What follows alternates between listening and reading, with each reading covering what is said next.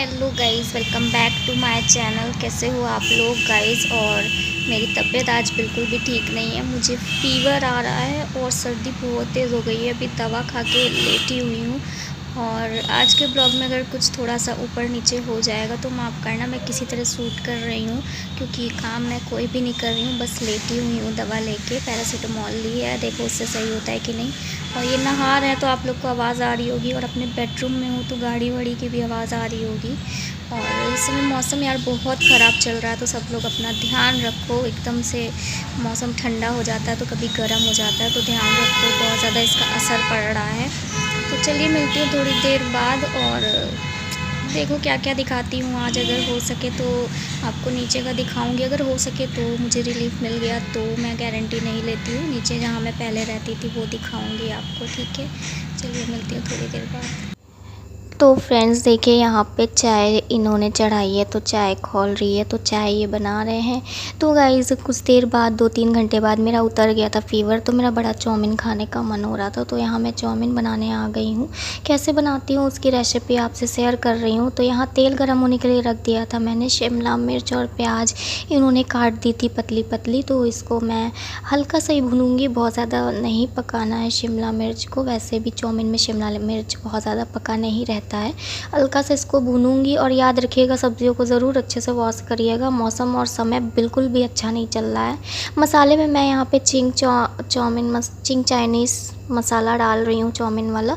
और थोड़ा सा मैगी मसाला मैं इसमें ऐड कर रही हूँ, और इसको अच्छे से थोड़ी देर भून लूँगी। मतलब सिर्फ 2 से 3 मिनट तक भूनना है। और सारा काम मैं गैस का फ्लेम धीमे करके ही कर रही हूँ गाइज़, ये याद रखिएगा। और यहाँ मैंने चाउमीन पहले ही बॉईल करने को रख दिया था। इसके बाद मैं यहाँ पे स्वाद अनुसार इसमें थोड़ा सा नमक ऐड कर रही हूँ। स्वाद अनुसार ही ऐड करना है क्योंकि ये मसाले में भी नमक रहता है चिंग चाइनीज़ वाले। तो यहाँ ये देखिए मैंने चाउमीन उबाल लिया था। इसको मैंने 2 चम्मच ऑयल डाल के उबाल लिया था। इसके बाद जब ये उबल गया तो इसको ठंडे पानी से धो दिया था ताकि ये और भी ज़्यादा पक के गले ना।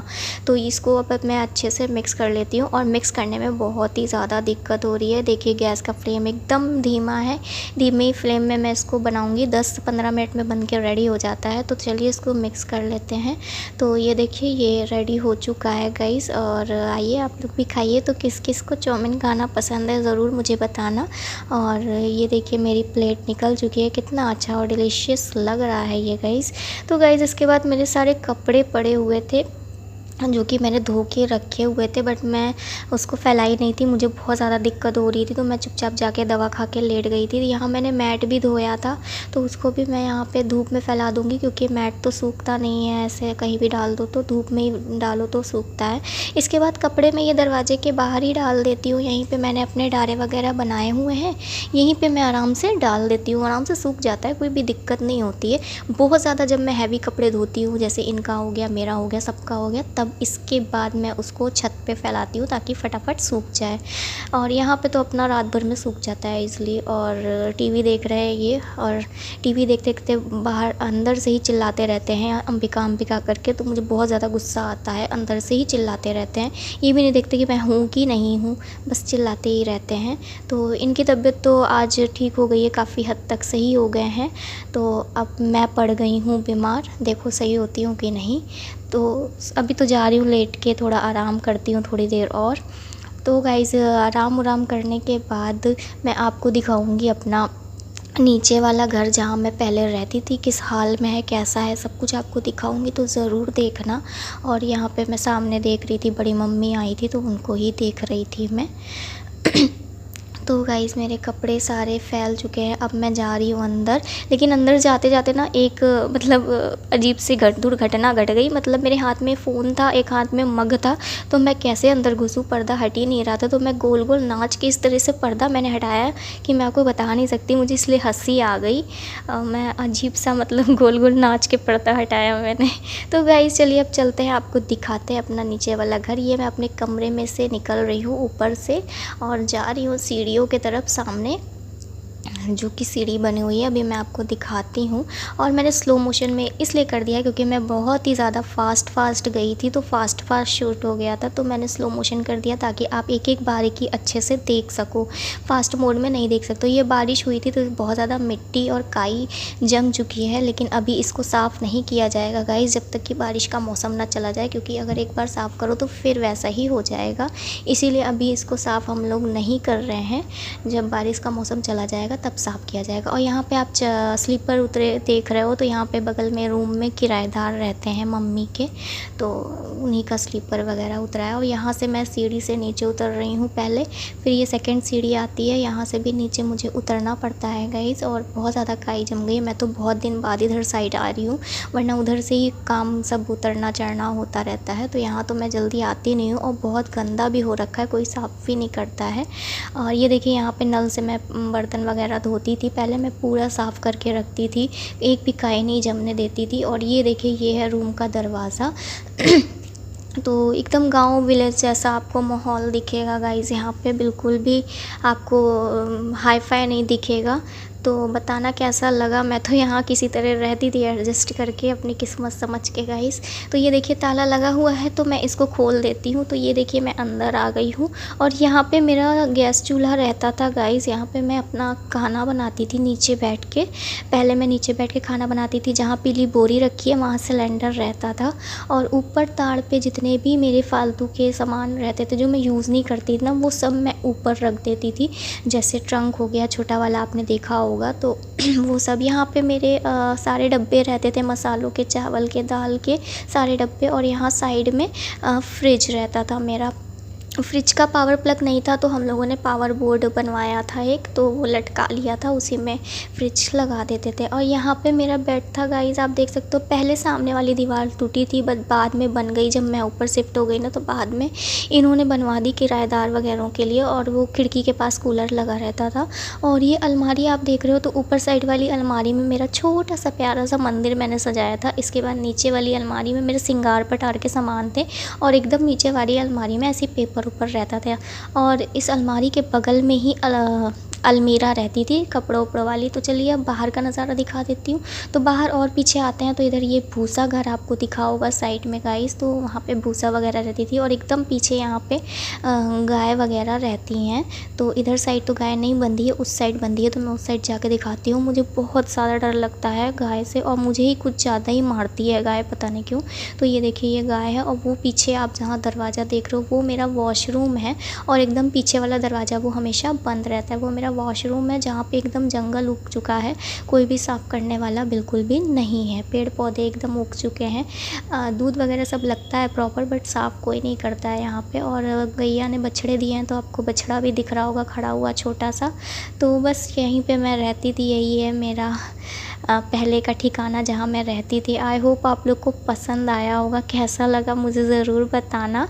और गाय मुझे शायद पहचान रही है देख के कि ये तो मैडम पहले यहाँ रहती थी, फिर से कैसे आ गई, टपक गई। तो वही बड़े गौर से मुझे देख रही है गाय, शायद मुझे पहचान रही होगी। तो चलिए अब चलती हूँ ऊपर वापस, फिर इसके बाद फिर से आपसे मिलती हूँ।